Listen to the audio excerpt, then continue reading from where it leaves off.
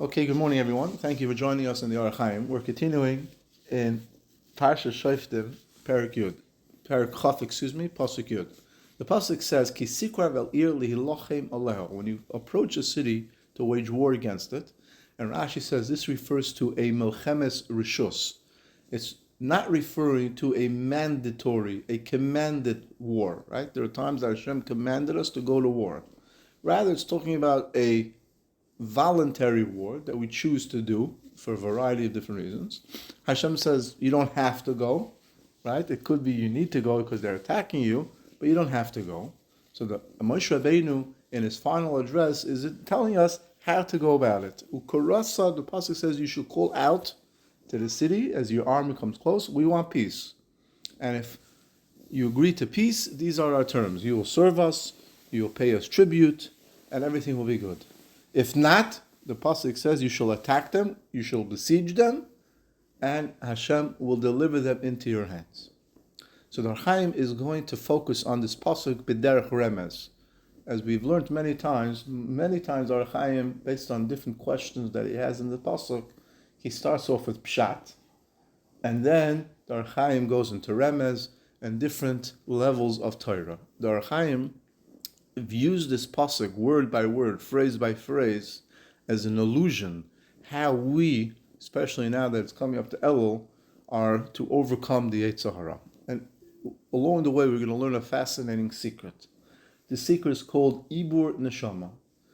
Many times, Hashem will give us an extra neshama, similarly like what happens on Shabbos.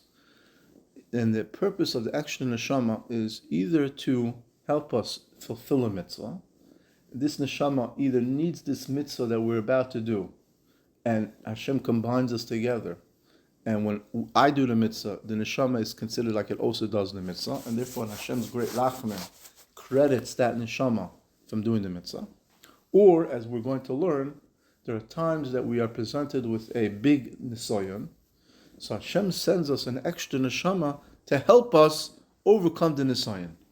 And the Hachaim is going to go through the pasuk to show to you b'derech remez how this is alluded in the words of the pasuk. So the Hachaim begins, Ula sheparsha zu tirmos al pi ma she'amar atana Reb Shimon bar Yochai b'sefer HaZohar.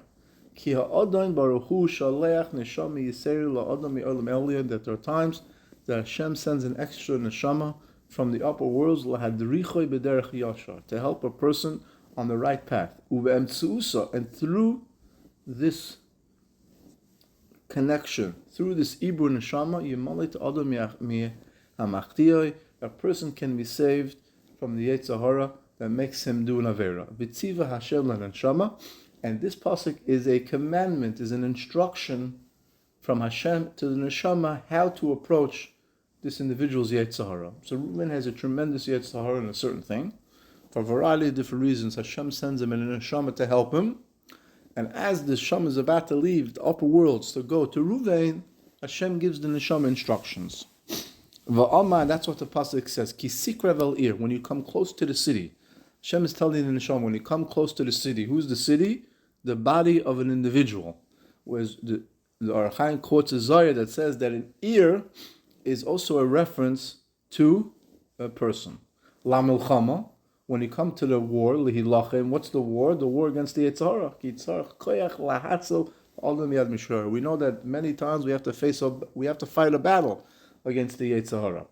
The Yetzer Hara is very strong, and many times we need to push ourselves, a tremendous thing, not to do what the Yetzer Hara wants us to do. Aleha, what's Aleha referring to? Aleha is referring to the Yetzer Hara. So when the pasuk says Ki sikra vel ir, when you come close to the city, when you come close to the person, lihilachim aleh, to help him fight against the Yetzer Hara. And Hachaim quotes another medrash in Koheles that shows that the word eleho refers to the Yetzer Hara. V'karasa aleho l'shalom. And the Hachaim continues in the pasuk, and he'll call out for peace. And this is a tremendous yisoid that the Hachaim is going to teach us. Pirush le'tavoi eleho p'siyosecha lahatoisoi l'derech hatov. That right away, you should not approach the person with pushing him right onto to do mitzvahs. When a person is fighting the Yetzer Hara, there's a yisoid, there's a rule, a concept called sur meira, la'asei tov. If a person is steeped in Averis, telling him now, go sit in the Beis Medrash for 4 hours, it's not going to work. The first thing you have to work with him, right, is build slowly by slowly, baby steps. Minakotze lakotze, if you go from one extreme to the other extreme, it's not going to work. Rather, when you come to the neshama, to the guf, Hashem tells this new neshama, tikra elel b'shalom. Make peace with it. That you should tell it, don't only do things for Gan Eden, do things for yourself. You're going to come to Minyan? We'll have breakfast afterwards. You're going to go to Ma'ariv? We'll go get ice cream afterwards. Right? You convince the person that if you do mitzvahs, you'll get rewarded. You'll do good. You'll buy a nice steak. You'll buy a nice this. It's kavi ochol, the neshama is convincing the other neshama that if you actually don't do bad and do good, it's going to help you in this world. Now, this all happens in the neshama, right? Sometimes you say to yourself, you know what, let me go to shul. If I go to shul, they have great coffee there, right? So you motivate yourself to go to shul. Why? Because you want the coffee. And then eventually, as you become used to coming to shul, you don't need the coffee anymore. You don't need it anymore. Now you say, if I'm ready coming to shul, let me daven well, let me learn a little bit. This is how you, quote unquote, trick the Yetzer Hara. Sheyasa gam le'elyon elyon. That's what it says. V'karasa l'shalom. Right? If you're going to come and start fighting with the Yetzer Hara will be defensive, and you won't be able to fight with it. V'yehana b'zeh u'baba. You enjoy yourself in this world, the next world. V'yitin chelek lufias v'chelek l'ruchnias ki gam le'olam elyon tzarach l'adam l'zoynas. You'll tell a person, listen, in order for us to do mitzvahs, we need food, we need good food, we need strength. And therefore, by this, by making peace with the neshama and the body, by convincing it in all different manners, Hashem tells the neshama, this way you will succeed. Now, obviously, we're not having this conversation, right, when we're walking to do an Aveira, but subconsciously, the neshamas are kaviyachol having this conversation. And then Pirush v'hoy is lashon simchahi. Im shalom tancha, if the Yetzer Hara or the original neshama says, yeah, it's a good idea, the amr upascha, Pirush ein tzarich el psicha levad. You only need the first step. Once the neshama starts to go back onto the right path, then already Hashem will help you. V'im yiftach bepischa shel machat, Hakadosh Baruch Hu yiftach lekepischa shel olam. Once you start going on the right path, Hashem will help you and things will become easier. That's what it says, that all the nation that's in that city will come out to you together in peace. And Hachaim says that nation, the people that live in the city, refers to the limbs of an individual. As we explained, that the individual is referred to the city itself. The limbs are referred to the person's bodies. And once you have that, and that they all come and they agree to join with you, the new neshama, then kaviyachol, they will be your servants. Now you'll be able to direct them to do mitzvahs, to do ma'asim tovim, to learn Torah, not to do averos. So you see how the Hachaim fits into the psukim, this allusion to the battle that the new neshama, that Hashem is giving the individual, how to fight the Yetzer Hara, and if you're successful, what the results will be, right? We know many times that in order to convince somebody to do mitzvahs, we do raffles, we do special prizes, right? That all is really done just to get the ball rolling.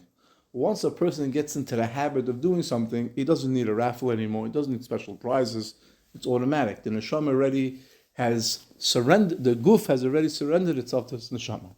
Now what's the opposite? Ve'omroi ve'imloi sashlam. And the Hachaim now goes to the next pasuk. What happens if the body fights back?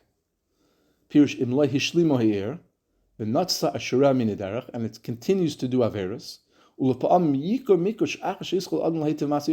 know that sometimes a person starts to do good and he falls back. It happens all the time. And we know sometimes that when you actually fall, it's even worse than the first time. right? Lahavdil, a person smokes cigarettes, he stops, and all of a sudden he goes back. It's actually many times worse, because all the inner strength that he had originally was used up, and now there's nothing to push back at all. So it actually falls even worse. Right? Another example, a person when it takes antibiotics for a sickness, the doctors always say you have to finish everything. Because if you stop in the middle, the germs, the disease is able to now overcome the antibiotics. It strengthens itself, and now if you do it again, you're actually going to need double the amount of antibiotics to push back, to fight back, because the disease, the sickness, was able to overcome it. It wasn't totally weakened, and now that it learned how to fight it, it strengthens itself, and that's what happens here. So therefore, Yitzhak Hashem lotzor elayir b'sigufim. The pasuk says you shall besiege the city. What does it mean, besiege the city? Now you have no choice. You have to attack the body. B'sigufim. A person should incite the Yetzer Tov over his Yetzer Hara. How should you do it? You have to limit even the things that are permitted to you. Yeah, we're allowed to eat, right? We're allowed to have delicious food. But now you can't even have that. Now you have to go on what's called a super strict diet. Salt and water and bread. Why? You have to punish the body to completely eradicate it from its averas. Gam betanias, umalkios, ubechi. Lahatish koyach hara sheli'ir. Sometimes when a person does something wrong, he has to, at this point, he has no choice. He has to go to an extreme. By going to the extreme, eventually he will be able to go back to the middle path. We know the Rambam says the middle path is the right path, but sometimes when the pendulum swings all the way one way, going back, swinging it to the middle is not enough, because once it stops swinging, it will go back towards the wrong way. You have to actually swing the pendulum all the way back the opposite way, so when it stops swinging, it goes to the middle. Umaftichai Hashem, and Hashem promises litloi biyadai, that if we do this seriously and with resolve, Hashem will give us the Yetzer Hara. That's what the pasuk says. Hashem will give you the city in your hands. And you will wipe out all its warriors. That refers to alluding to the Tzad HaTumah. Like it says, Hashem is in their throats, a double-edged sword. And this is continuing to allude, if you now have no choice and you have to attack the body, you have to remove its desires, Hashem will help you.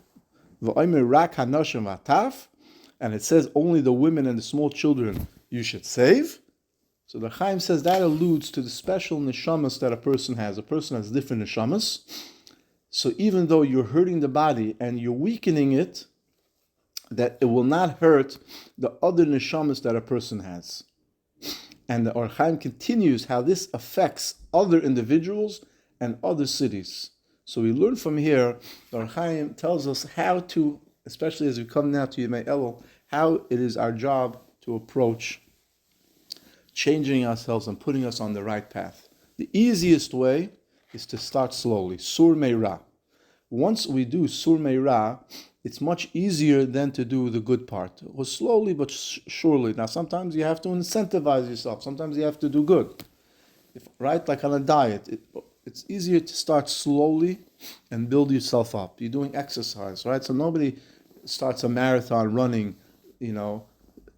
6 miles an hour. First they start walking a little bit. Once they build up from walking, then they start walking uphill. Then they run for a minute, then they run for 2 minutes. Once they start building up their muscles and their lungs, they can jump. If you jump right away, it's no good. But sometimes when a person, chas v'sholom, is very sick, the doctor says you have to take now an extreme course of action. You have no choice. So Kaviyachol, Hashem says the same thing.